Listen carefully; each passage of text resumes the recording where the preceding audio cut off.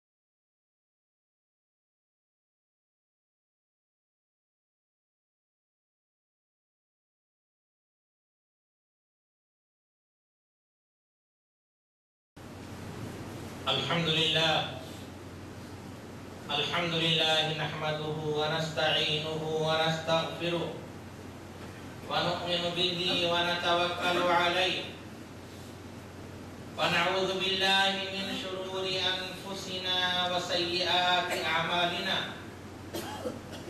من يهده الله فلا مضل له ومن يضلله فلا هادي له وأشهد أن لا إله إلا الله وحده لا شريك له وأشهد أن محمدا عبده ورسوله أما بعد فإن خير الحديث كتاب الله وخير الهدي هدي محمد صلى الله عليه وسلم وشر الأمور محدثاتها وكل محدثة بدعة وكل بدعة ضلالة وكل ضلالة في النار. أعوذ بالله من الشيطان الرجيم. إن الله يأمركم أن تؤدوا الأمانات إلى أهلها. ہر طرح کی حمد و ثنا، تعریف و توصیف، عظمت و بڑائی اللہ رب العزت کے لیے ہے، جس نے ہمیں اس دار فانی میں پیدا کیا اور پھر اپنی تمام نعمتوں سے نوازا. ان نعمتوں میں سب سے عظیم نعمت اسلام کی نعمت ہے. بے شمار درود و سلام نازل ہو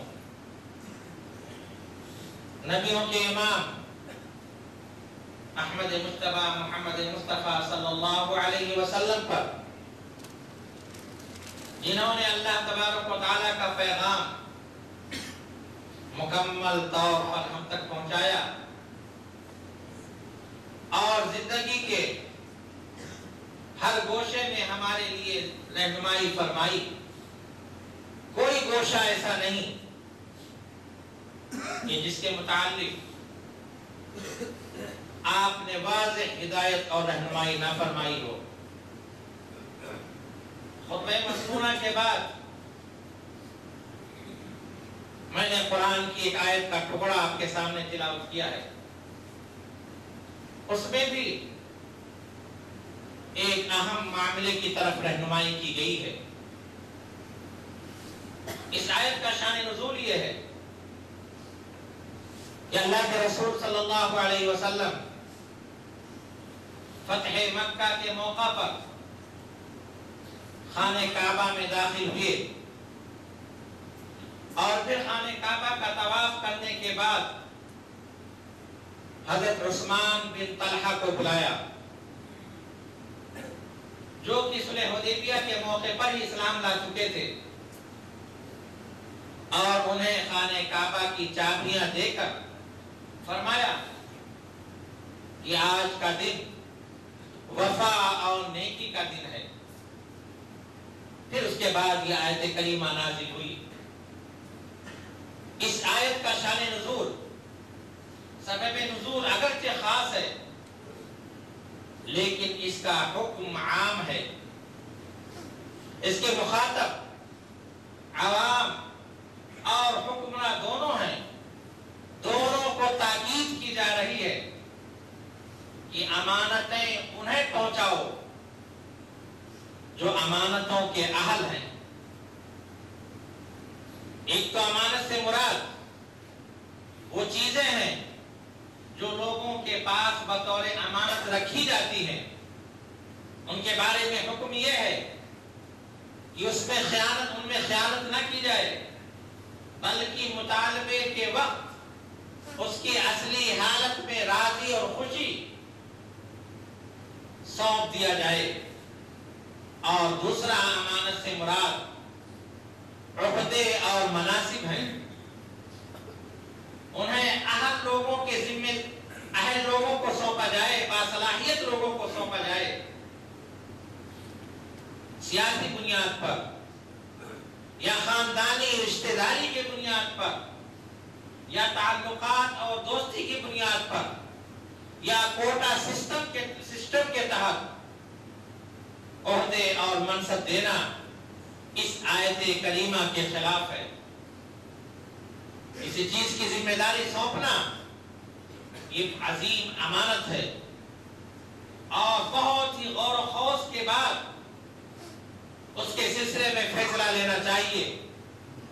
اور جب کوئی مناسب باصلاحیت اہل شخص مل جائے تو بغیر کسی اختلاف کے اس کو سونپ دینا چاہیے.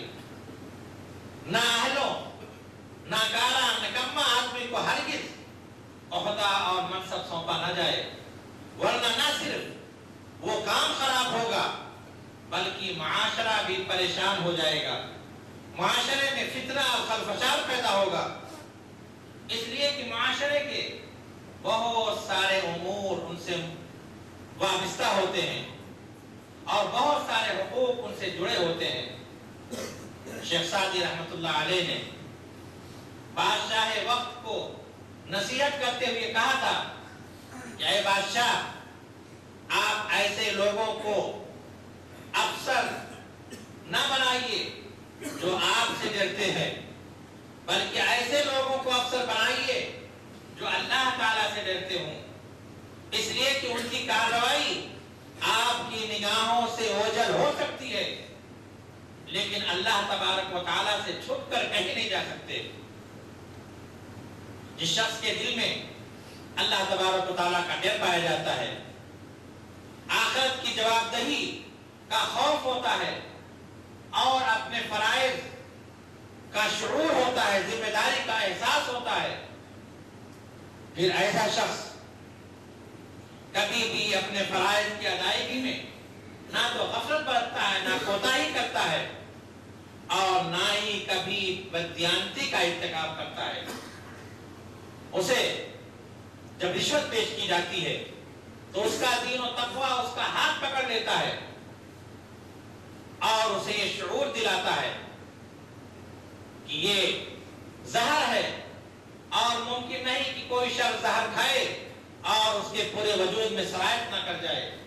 وہ حکومت کی دولت کو اللہ تبارک و تعالیٰ کی امانت سمجھتا ہے اور یہ سمجھتا ہے کہ اگر اس میں سے ایک پائی کی بھی خیانت کرے گا تو احکم الحاکمین کے سامنے اس کو ابلنا ہوگا.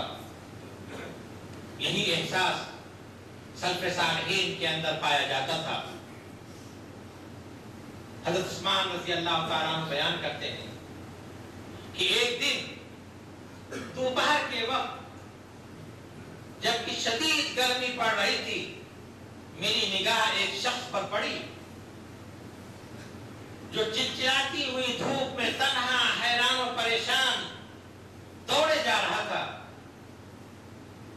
غور سے دھیان سے دیکھنے کے بعد پتہ چلا کہ وہ امیر المومنین حضرت عمر فاروق رضی اللہ تعالیٰ عنہ. میں نے آواز دے کر ان کو بلایا اور پوچھا کیا بات ہے. امیر المومنین نے کہا کہ صدقے کا ایک اونٹ گم ہو گیا ہے اور مجھے خوف ہے کہیں وہ ضائع نہ ہو جائے، اور اللہ تبارک و تعالیٰ کے سامنے اللہ تبارک و تعالیٰ قیامت کے دن اس کے بارے میں مجھ سے بات پوچھ کرے اس لیے میں اس کو ڈھونڈنے نکلا ہوں۔ حضرت عثمان رضی اللہ تعالیٰ عنہ نے کہا کہ اس تیز گرمی میں تھوڑی دیر آرام کر لیں اور کسی خادم کو بھیج دیں، وہ ڈھونڈ لائے۔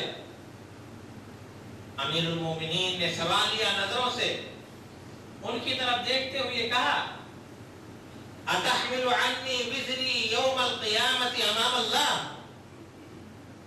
کہ کیا قیامت کے دن اللہ کے سامنے تم میرا بوجھ اٹھا سکو گے؟ حضرت عمر بن عبدالعزیز رحمت اللہ علیہ جو خلافت سے پہلے شہزادوں کی سی زندگی گزارتے تھے، جب خلافت کی ذمہ داری ان کے اوپر آ گئی تو پورا دن امور سلطنت کے تنظیم میں مشغول رہتے اور رات کو بیٹھ کر گریہ وزاری کرتے، اللہ کے سامنے روتے رہتے۔ ان کی بیوی نے پوچھا تو جواب دیا کہ میرے سلطنت کے اندر جو غریب، جو مسکین، جو محتاج، جو مظلوم، جو مسافر، جو یتیم پائے جاتے ہیں وہ سب ہماری میری ذمہ داری میں ہے، اور اللہ تبارک و تعالی قیامت کے دن ان کے بارے میں مجھ سے سوال کرے گا۔ اللہ کے رسول صلی اللہ علیہ وسلم ان کے بارے میں دعویٰ دائر کریں گے۔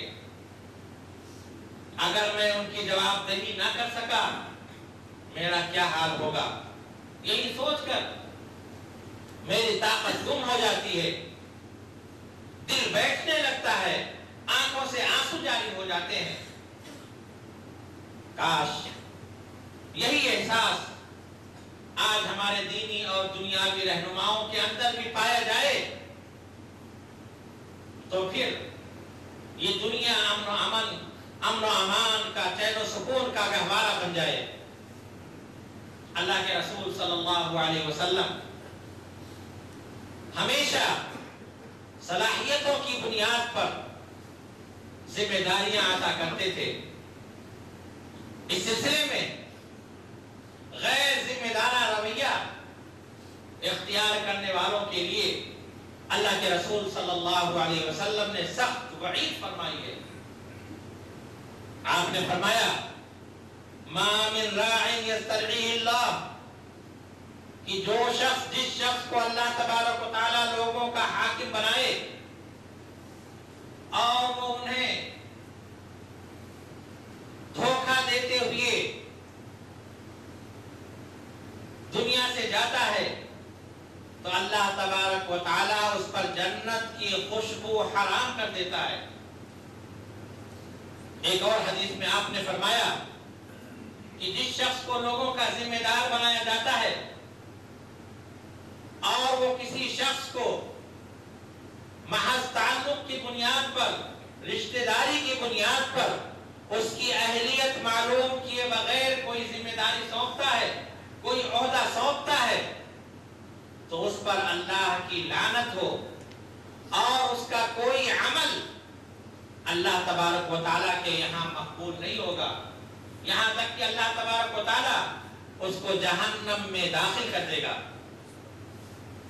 اللہ کے رسول صلی اللہ علیہ وسلم ہمیشہ اس بات کی تنبیہ کیا کرتے تھے کہ لوگ عہدے اور منصب کی خواہش نہ کریں، اس کی تمنا نہ کریں، اس کی آرزو میں نہ لگے رہا کریں۔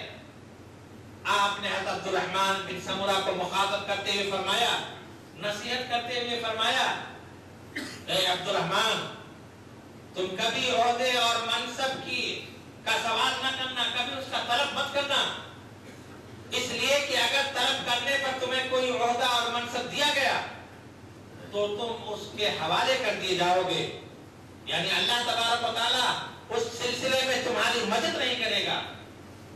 لیکن اگر بغیر طلب کیے ہوئے تمہیں کوئی عہدہ اور منصب دیا گیا تو اللہ تبارک و تعالیٰ اس سلسلے میں تمہاری مدد کرے گا۔ آج ہمارے معاشرے میں جو بے برکتی پائی جاتی ہے اس کی اصل وجہ یہی ہے کہ نہ صرف عہدہ اور منصب طلب کیا جاتا ہے بلکہ اس کے لیے داؤ پیچ اختیار کیے جاتے ہیں، اس کے لیے سازشیں کی جاتی ہیں، جوڑ توڑ کیے جاتے ہیں، چالیں چلی جاتی ہیں۔ حدیث سے معلوم ہوا کہ نہ تو عہدہ اور منصب طلب کرنا چاہیے اور نہ ہی طلب کرنے والے شخص کو عہدہ اور منصب دیا جانا چاہیے۔ سوال یہ ہے کہ پھر قرآن کریم میں تو حضرت یوسف علیہ السلام کے واقعے میں بیان ہوا ہے کہ حضرت یوسف علیہ السلام نے بادشاہ وقت سے کہا تھا اجعلنی علی خزائن الارض انی حفیظ علیم، اے بادشاہ مجھے زمین کے خزانے پر مقرر کر دیجئے، میں اس کی حفاظت کرنے والا اور باخبر ہوں۔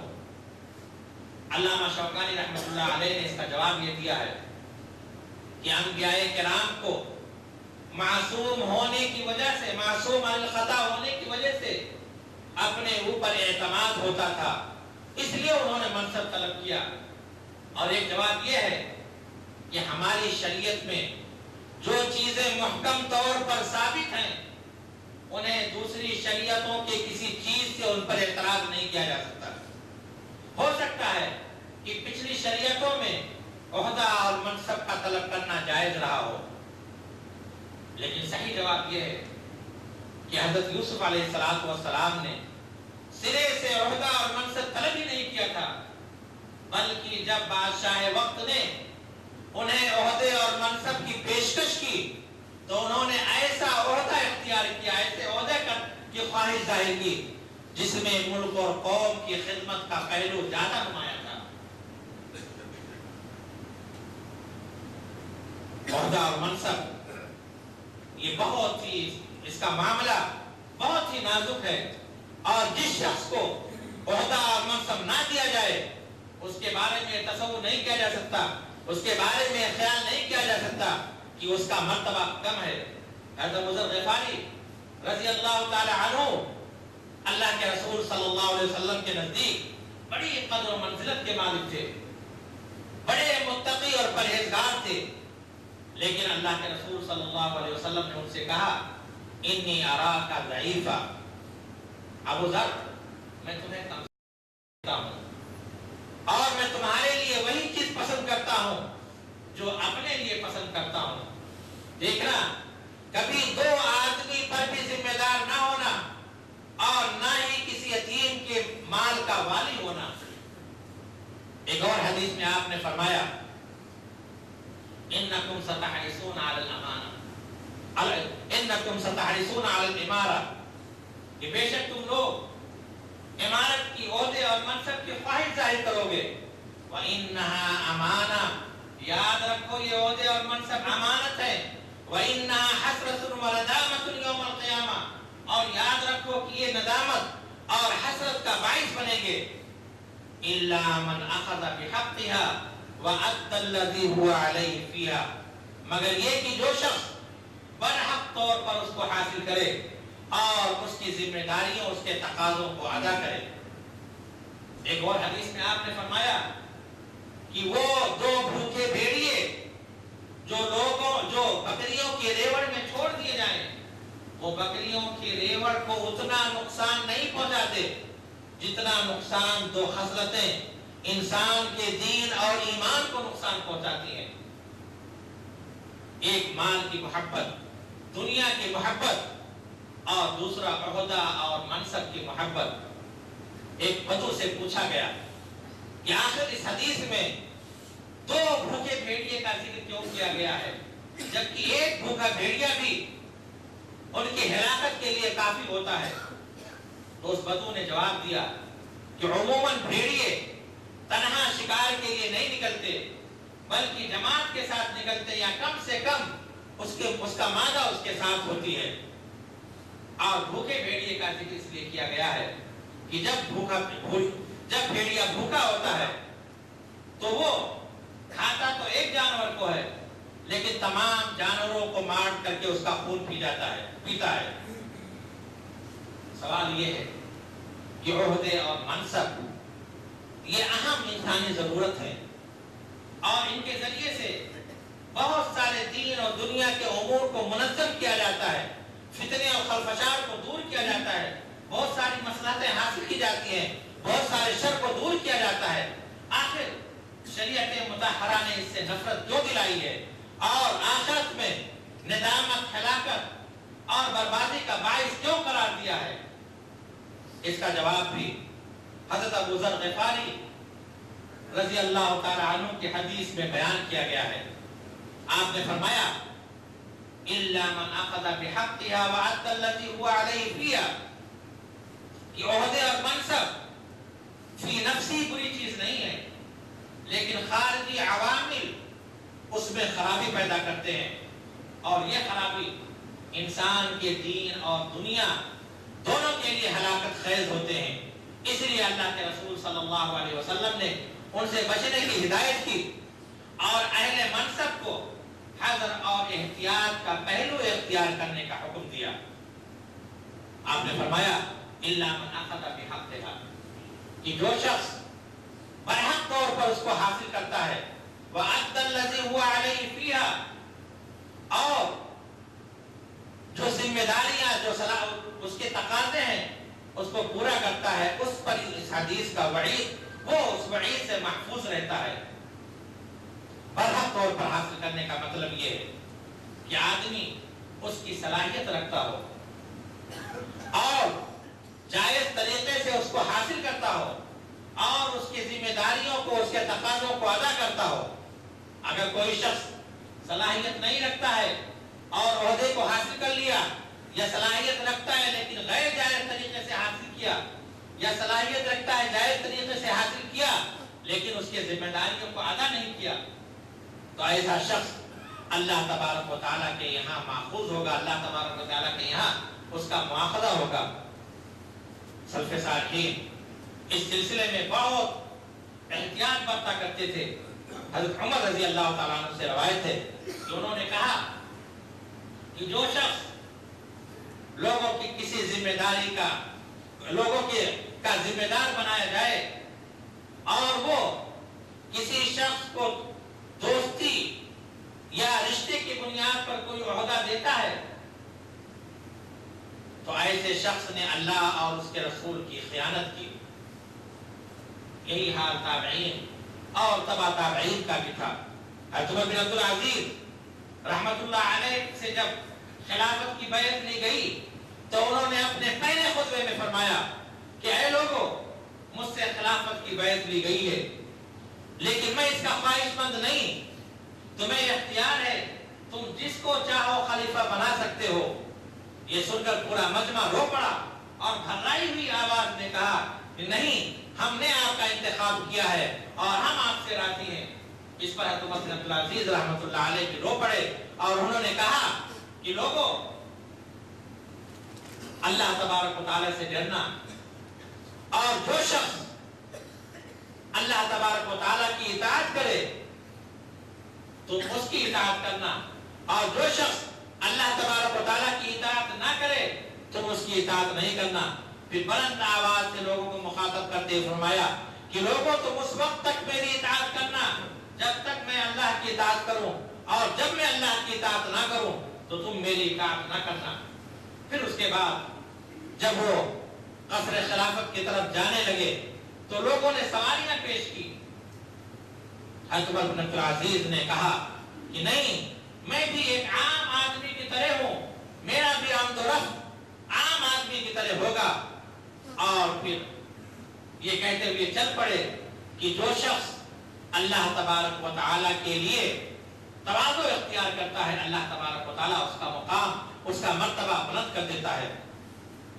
عہدے اور منصب کی نزاکت کی وجہ سے سلف صالحین اس کو قبول کرنے سے کتراتے تھے، بھاگتے تھے، گریز کرتے تھے، ان کو سزائیں دی جاتی، انہیں جیل میں ڈالا جاتا، کوڑے برسائے جاتے، لیکن اس کے باوجود بھی عہدے اور منصب کو قبول نہیں کرتے تھے، اس لیے کہ اس کی خطرناکی کو سمجھتے تھے اور اپنے بزرگوں کے حوال سے واقف تھے، ان کے تقوی اور پرہیزگاری کے قصے کو وہ سن چکے تھے۔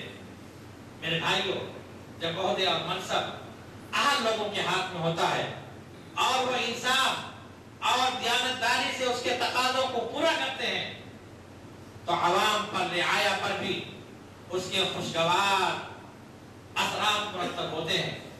لیکن جب عہدے اور منصب नाअहल लोगों को, कमजोरों को, गैर दियानतदार लोगों को सौंपा जाता है तो लोग परेशान हो जाते हैं, मुआशरे में इंतशार पैदा होता है, अवाम और मातहतों में भी बददियानती, बेईमानी, रिश्वतखोरी और लूट खसोट की गर्मबाजारी हो जाती है। हजरत अमीरुल मोमिनीन हजरत उमर फारूक रज़ी अल्लाह ताला अन्हु के जमाने में हजरत साद बिन अबी वक्कास ने जब कादसिया की जंग को फतह किया और किसरा के महल में दाखिल हुए, ईरान के बादशाह के महल में दाखिल हुए, तो महल का सारा खजाना अमीरुल मोमिनीन हजरत उमर फारूक रज़ी अल्लाह ताला अन्हु की खिदमत में भेज दिया। अमीरुल मोमिनीन ने एक एक चीज को उलट उलट करके देखते जाते और कहते जाते कि यकीनन जिन लोगों ने ये पूरा खजाना, ये सारा खजाना यहाँ भेजा है, यकीनन वो दियानतदार लोग हैं। ये सुनकर के अली रज़ी अल्लाह ताला अन्हु ने जो जवाब दिया वो सोने के पानी से लिखे जाने के लायक है। आपने फरमाया कि ऐ अमीरुल मोमिनीन, लक़द अफ़फ़ता फ़अफ़फ़त रअयतु वलौ रतअता लरतअत। ऐ अमीरुल मोमिनीन, आप पाक दामन हैं, आपने दियानतदारी अख्तियार की है, इसलिए आपकी रियाया भी पाक दामन और दियानतदार है। लेकिन अगर आप चलने लगते, अगर आप भी लूट खसूट करते तो आपकी रियाया भी ऐसे करती। फिर अमीरुल मोमिनीन ने सारा खजाना मुसलमानों में तकसीम कर दिया। हज़रत उमर बिन अब्दुल अजीज का कि खिलाफत का दौर है, ईद का मौका है, लोग ईद की तैयारियों में मशगूल हैं। हज़रत उमर बिन अब्दुल अजीज के नन्हे नन्हे बच्चे रोते हुए अपने माँ के पास आते हैं और कहते नया नया कपड़ा सिलवाने की ख्वाहिश जाहिर करते हैं। उनकी माँ उनके इस मुतालबे से मुतासिर होती है। इतने में हज़रत उमर बिन अब्दुल अजीज भी तशरीफ ले आते हैं और नन्हे नन्हे बच्चों के मासूम ख्वाहिश पर और अपनी मजबूरी और बेबसी पर आंसू बहा देते हैं। और फिर थोड़ा सोचने के बाद नाज़िमे मालियात के पास चिट्ठी लिखते हैं कि मुझे एक माह की तनख्वाह पेशगी दे दी जाए। कुर्बान जाइए, नाज़िमे मालियात जवाब क्या देते हैं? वो कहते हैं अमीरुल मोमिनीन, क्या आप इस बात की गारंटी, इस बात की जमानत देते हैं कि आप एक महीना तक जिंदा रहेंगे, कि आपको एक महीने की तनख्वाह पेशगी दे दी जाए? मेरे भाइयों, इसमें दो किरदार हैं। एक तो खलीफतुल मुस्लिमीन का, वक्त का खलीफा, और उसके पास इतना पैसा नहीं कि अपने बच्चों के लिए ईद के मौके पे कपड़ा बनवा सके, नया कपड़ा बनवा सके। और दूसरा नाज़िमे मालियात का तकवा, उसकी जुरात, उसकी दीनदारी, उसका निडरपन, ये खलीफतुल मुस्लिमीन को ये जवाब देता है। गर्ज कि हज़रत उमर बिन अब्दुल अजीज ने लोगों को भी उसी रंग में रंग दिया था जिसमें खुद आप थे। और ये नतीजा था अल्लाह तबारक तआला के खौफ का, आखिरत की जवाबदेही के खौफ का। लेकिन जिन लोगों के दिलों में दुनियादारी काबिज होती है, उन्हें हराम और हलाल की तमीज नहीं होती, वो जायज और नाजायज की परवाह नहीं करते। मेरे भाइयों, ये जो किरदार आपके सामने बयान किए जाते हैं, वो सिर्फ इसलिए बयान किए जाते हैं कि उनसे इबरत पकड़ें और अपनी अमली जिंदगी में उनको तदबीर दें, उनको नाफिज करें और अल्लाह तबारक तआला का खौफ, आखिरत की जवाबदेही को हमेशा अपने सामने रखें। अल्लाह तबारक तआला से दुआ है कि अल्लाह तबारक तआला हमें अपना खौफ हमारे दिलों में जागृत कर दे और आखिरत की जवाबदेही का डर हमारे दिल में पैदा कर दे। अक़ूलु क़ौली हाज़ा व अस्तग़फिरुल्लाह ली व लकुम व लिसाइरिल मुस्लिमीना मिन कुल्लि ज़ंब फस्तग़फिरूहु इन्नहु हुवल गफ़ूरुर रहीम।